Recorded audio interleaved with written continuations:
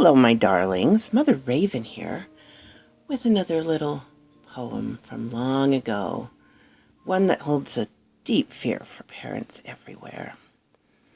I've had trouble recently with my recording equipment.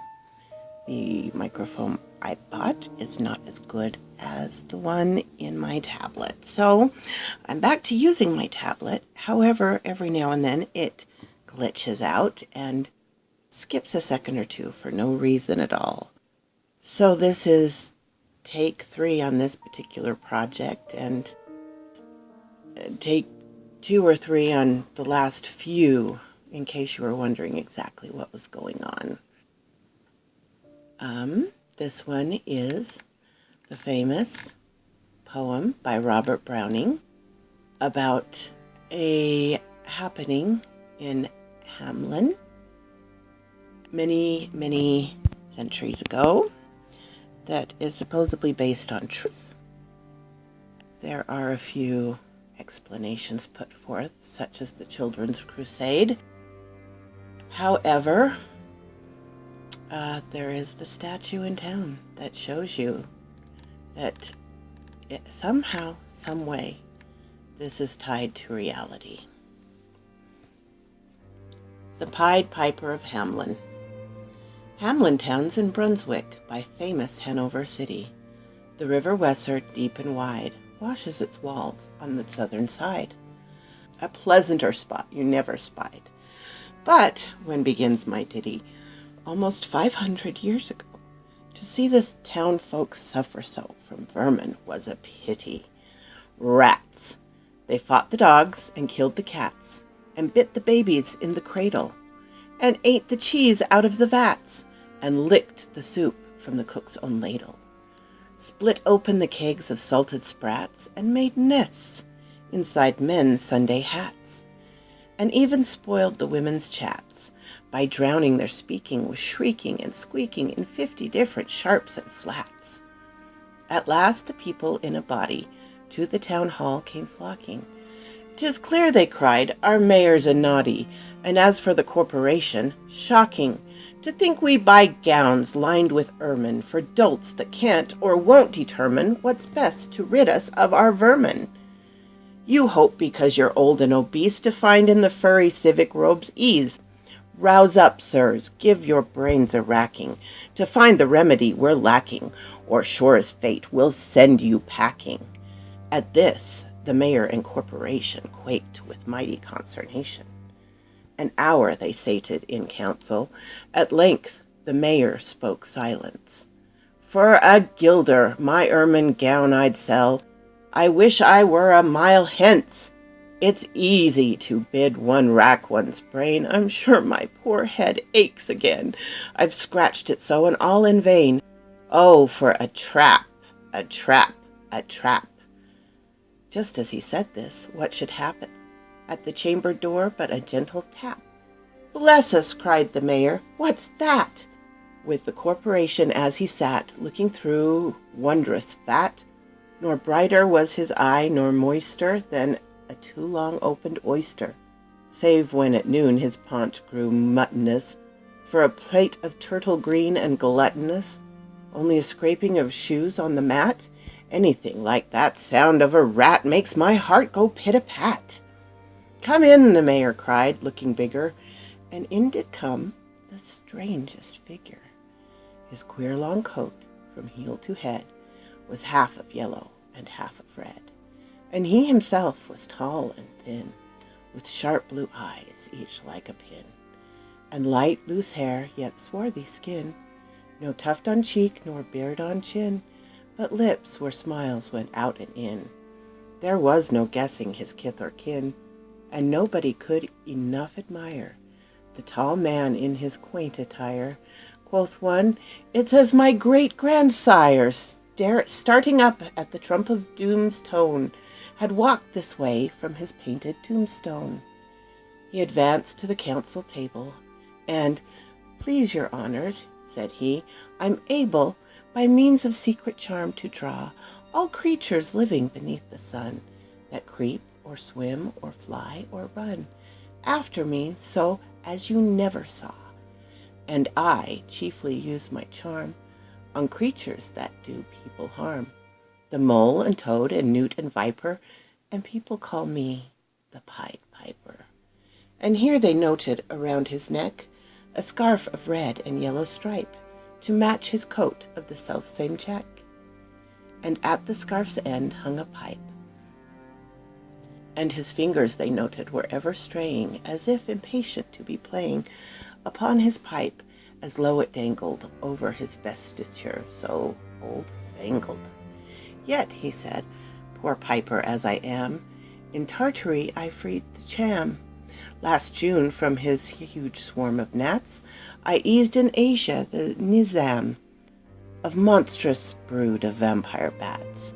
And as for what your brain bewilders, if I can rid your town of rats, will you give me 1,000 guilders? 1! 50 was the exclamation of the astonished mayor and corporation. Into the street the piper stepped, smiling first a little smile, as if he knew what magic slept in his quiet pipe the while. Then, like a musical adept, to blow the pipe his lips he wrinkled, and green and blue his sharp eyes twinkled, like a candle flame where salt is sprinkled.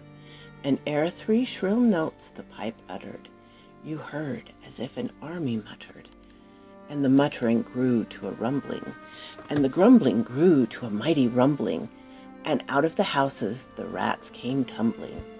Great rats, small rats, lean rats, brawny rats, brown rats, black rats, gray rats, tawny rats, grave old plodders, gay young friskers, fathers, mothers, uncles, cousins, cocking tails and pricking whiskers, families by tens and dozens, brothers, sisters, husbands, wives, followed the piper for their lives.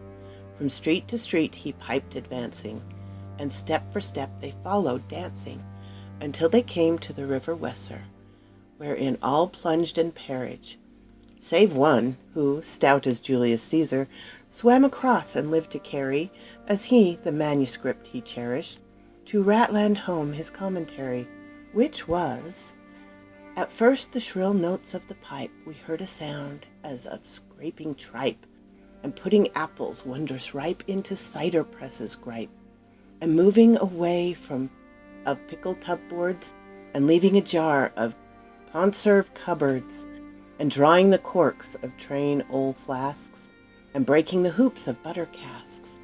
And it seemed as if a voice, sweeter far than by harp or by paltry breath, called out, O rats, rejoice, the world is grown to one vast dry saltery. So munch on, crunch on, take your nuncheons, breakfast, supper, dinner, luncheon. And just as the bulky soup sugar puncheon already staved like a great sun shone, glorious scarce an inch before me, just as me thought it said, come bore me, I found the Weser rolling over me. You should have heard the Hamlin people ringing the bells till they rocked the steeple. Go, cried the mayor, and get long poles, poke out the nests and block up the holes. Consult with carpenters and builders, and leave in our town not even a trace of the rats, when suddenly up the face of the piper perked in the marketplace, with a first, if you please, my 1,000 guilders. 1,000 guilders! The mayor looked blue. So did the corporation, too. For council dinners made rare havoc, with claret, moselle, vin de grave, hock, their cellars biggest, but with Rhenish, to pay this sum to a wandering fellow with a gypsy coat of red and yellow. Beside, quoth the mayor with a knowing wink, our business was done at the river's brink.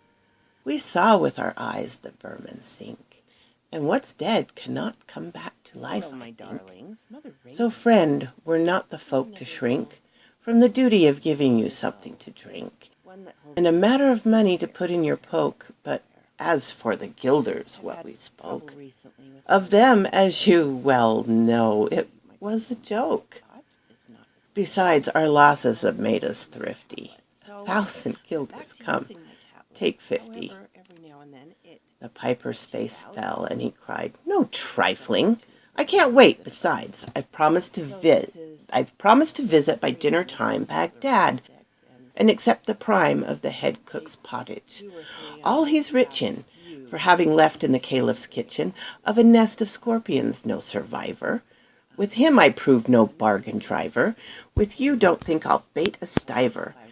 And folks who put me in a passion may find me pipe after another fashion." "How!" cried the mayor. "Do you think that I brook being worse treated than a crook? Insulted by a lazy ribald with idle pipe and vesture piebald? You threaten us, fellow? Do your worst. Blow your pipe there till you burst." Once more he stepped into the street, and to his lips again laid his long pipe of smooth straight cane.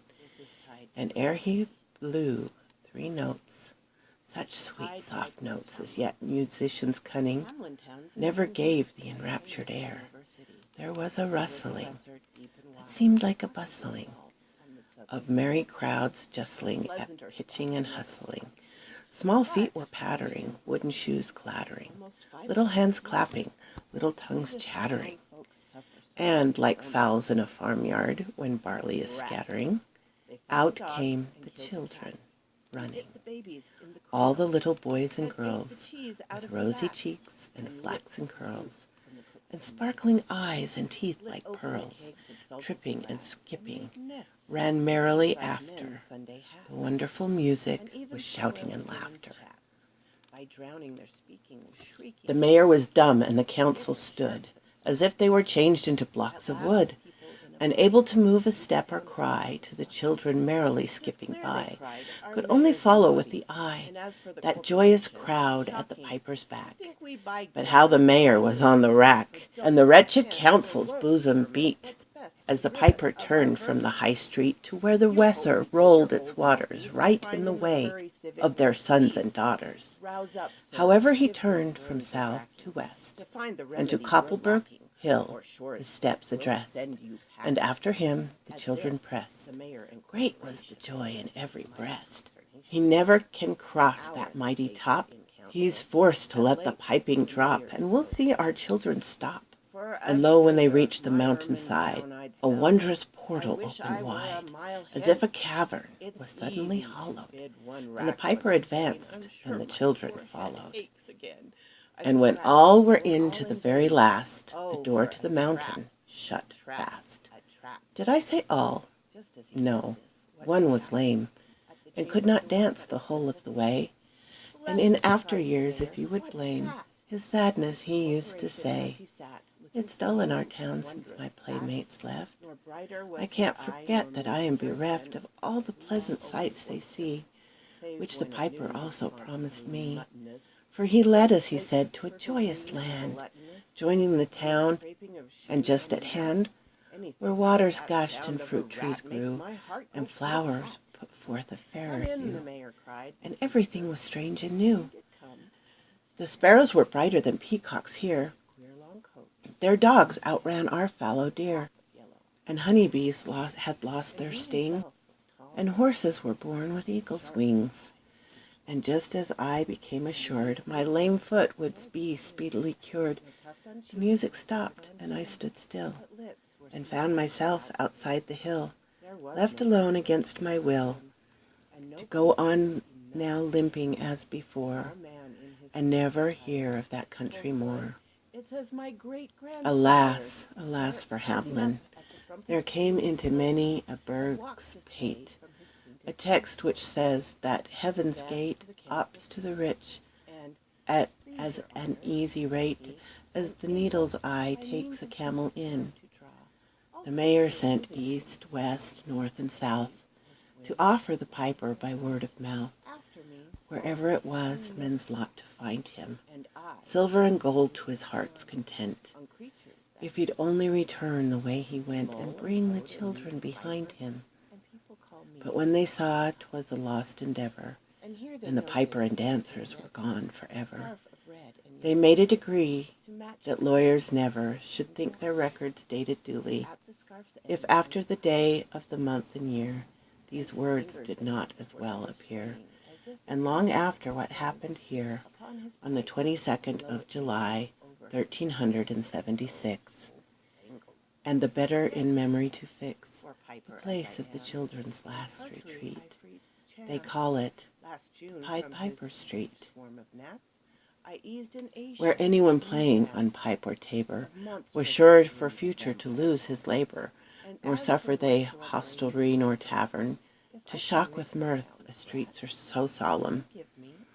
But opposite the place of the cavern, he wrote the story on a column, and on the great church window pane the same, to make the world acquainted, how their children were stolen away, and there it stands to this very day. And I must not omit to say that in Transylvania there's a tribe of alien people that ascribe the outlandish ways and dress on which their neighbors lay such stress to their fathers and mother having risen out of some subterraneous prison into which they were trepaned long ago in a mighty band out of Hamlin town in Brunswick land. But how or why, they don't understand. So Willie, let me and you be wipers out of scores with all men, especially pipers. And whether they pipe us free from rats or from mice, if we've promised them aught, let us keep our promise. Thank you, my darlings. This has always been one of my favorites. I would have loved to learn more of the mysterious piper and whence he came and where his powers came from. I remember as a child the Eric Idle version I always enjoyed so much. And if you enjoyed this, please like and subscribe, or on VidMe, follow and like. And I will see you again next time, my darlings, under the trees.